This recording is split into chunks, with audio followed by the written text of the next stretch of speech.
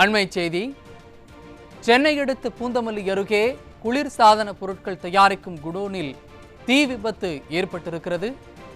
அதன் விவரங்களை வழங்குவதற்காக நமது செய்தியாளர் சுரேஷ் இணைந்திருக்கிறார். அவரிடம் கேட்கலாம். வணக்கம் சுரேஷ், விவரங்கள். வணக்கம் சுரேஷ்.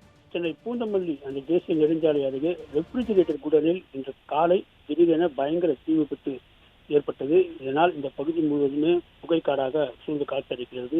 தொடர்ந்து பூந்தமல்லி மற்றும் மதுரவாயில் தீயணைப்புத் துறையினர் இந்த தீயை அணைக்கும் பணியில் மும்முரமாக ஈடுபட்டு வருகின்றனர்.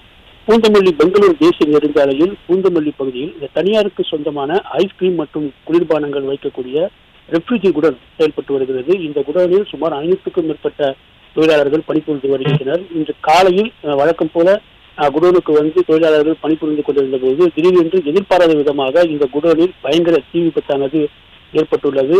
இந்த நிலையில் ரெஃப்ரிஜிரேட்டரில் தீயானது பற்றியுள்ளது. அருகருகே உள்ள ரெஃப்ரிஜிரேட்டர்கள் சுமார் 10க்கும் மேற்பட்ட ரெஃப்ரிஜிரேட்டர்களில் தீயானது பரவி தீ மளமளவென கொழுந்துவிட்டு எரிகிறது. இதனை கண்ட தொழிலாளர்கள் அலறி அடித்து குடோனிலிருந்து வெளியே ஓடியுள்ளனர். இந்த சம்பவம் குறித்து உடனடியாக சம்பவ இடத்துக்கு விரைந்து வந்த பூந்தமல்லி தீயணைப்புத் துறையினர் மற்றும் மதுரவாயில் தீயணைப்புத் துறையினர் தொடர்ந்து தீயை அணைக்கும் பணியில் ஈடுபட்டு வருகின்றனர்.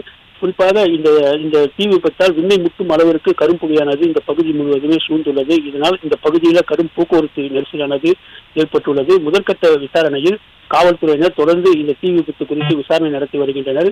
இந்த தீ விபத்தில் இந்த ரெஃப்ரிஜிரேட்டர் குடோனில் சுமார் பல கோடி ரூபாய் மதிப்புள்ள ரெஃப்ரிஜிரேட்டர்கள் தீயில் கருகி நாசமாகி உள்ளது முதற்கட்ட விசாரணையில் தெரிய வந்துள்ளது. தொடர்ந்து இந்த தீ விபத்து குறித்தும் பூந்தமல்லி காவல்துறையினர் வழக்கு பதிவு செய்து தொடர்ந்து விசாரணை மேற்கொண்டு வருகின்றனர். விவரங்களை வழங்கியமைக்கு நன்றி சுரேஷ்.